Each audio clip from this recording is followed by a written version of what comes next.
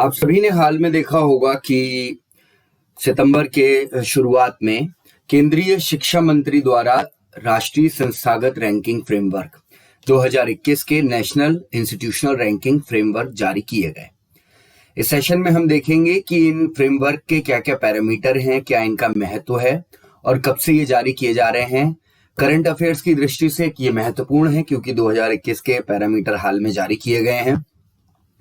भारतीय परिवेश में उच्च शिक्षा का विकास कैसे किया जाए, इसके लिए सरकार का ध्यान जो है वो पिछले कुछ सालों में लगातार गया है, अलग अलग तरीके से। किस तरीके से, चाहे वो बेसिक एजुकेशन हो, मिडिल स्कूल की एजुकेशन हो, हायर सेकेंडरी हो या फिर हायर स्टडीज हो, graduation, post graduation and research, इन सभी पर सरकार का एक हम कह सकते हैं कि इंक्लूसिव ध्यान जाता है और उसके लिए अलग अलग स्कीम जारी की गई है। तो NIRF भी उन्हीं में से एक है।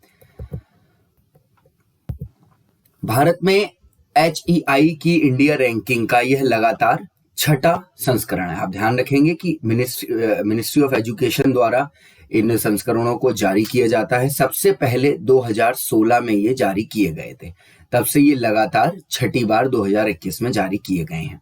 क्या होता है इन फ्रेमवर्क में? सबसे पहले आप देखेंगे 2016 में अपने पहले वर्ष के दौरान विश्वविद्यालय श्रेणी के साथ साथ विशिष्ट विषय रैंकिंग, इंजीनियरिंग, प्रबंधन और फार्मेसी, यानी विश्वविद्यालयों की रैंकिंग के साथ साथ किसी एक पर्टिकुलर सब्जेक्ट को लेकर के अगर कोई स्कूल चल रहा है तो उसको भी इस रैंकिंग में शामिल किया गया था।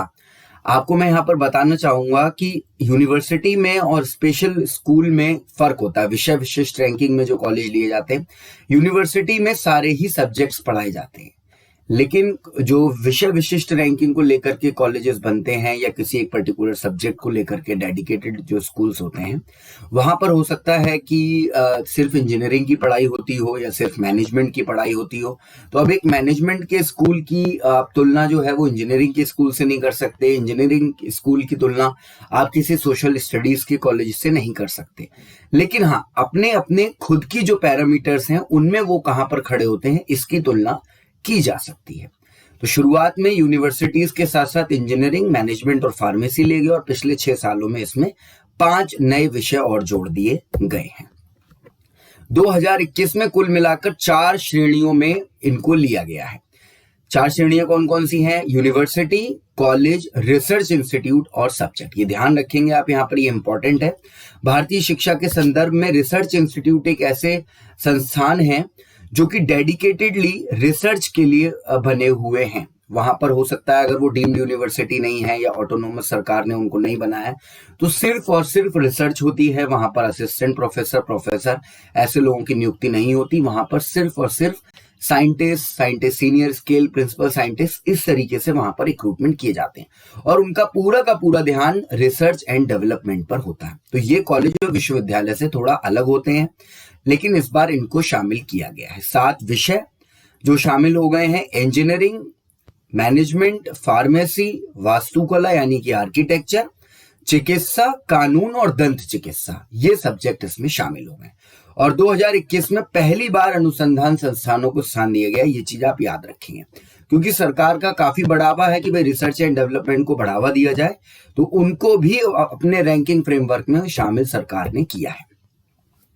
अब आप देखेंगे कि ये जब रैंकिंग बनती है तो उसमें क्या क्या पैरामीटर्स हैं जिनको ध्यान में रखते हुए ये रैंकिंग बनाई जाती है।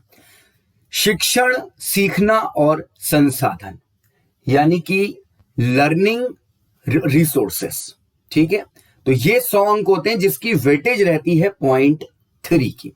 उसके बाद आता है अनुसंधान और व्यावसायिक अभ्यास, यानी कि रिसर्च और कॉमर्शियल एक्सरसाइज उस रिसर्च की कितनी जाके बैठेगी, ये भी 100 अंक होते हैं और इसकी भी वेटेज लर्निंग और रिसोर्सेज के बराबर है, यानी कि 0.3। अब यहां पर आप देखेंगे महत्वपूर्ण बात, स्नातक परिणाम यानी ग्रेजुएशन का जो रिजल्ट है उसके अंक 100 है, लेकिन उसकी वेटेज कम है। आप देखिए उसका वेटेज जो है वो रिसर्च से या फिर लर्निंग से कम वेटेज परिणाम को दिया गया है। अगर आपका परिणाम 100% भी है लेकिन रिसर्च कोई निकल करके नहीं आ रहा है, लर्निंग निकल करके नहीं आ रही है, कोई आउटकम निकल करके नहीं आ रहा है, तो फिर आपका वेटेज नीचे जाएगा। इसका मतलब ये हुआ, ठीक है। आउटरीच और समावेशिता, आउटरीच का मतलब होता है कि किसी यूनिवर्सिटी का जो आसपास का वहां पर कम्युनल डेवलपमेंट हो रहा है या आसपास के 100, 150, 200 किलोमीटर का एरिया या जो भी स्टेक होल्डर है उस यूनिवर्सिटी जिस एरिया में रिसर्च कर रही है उस एरिया के लिए जो आम जनता है वहां पर कितनी पहुंच है यूनिवर्सिटी की, वहां के लोगों की यूनिवर्सिटी तक कितनी पहुंच है और समावेशिता यानी इंक्लूसिवनेस कितनी है। सपोज कोई इंस्टीट्यूट अगर एग्रीकल्चर रिलेटेड है तो किसानों के कितने सम्मेलन वो करते हैं, टेक्नोलॉजी के लिए कितने सम्मेलन करते हैं, या फिर इस तरीके से वो कितना एक समावेशी और अपने आप को आउटरीच यानी कि बाहर पहुंचाने की कोशिश कर रहे हैं। इसके बाद अनुभव आप देखिए तो अनुभव और आउटरीच को केवल 0.1 मार्क्स दिया गया है। ठीक है, तो यहां पर आप देख सकते हैं कि parameters required for the ranking of institution, in parameters के बेस पे ये रैंकिंग होती है। इसके अलावा आप देखेंगे जो रिसर्च इंस्टीट्यूट इस साल जोड़े गए हैं उनके रैंकिंग के लिए उप मानदंड भी रखे गए। इन मानदंडों के अंदर दो उप मानदंड और होते हैं और रिसर्च इंस्टीट्यूट के लिए 2 उप मानदंड अलग से हैं। क्या है?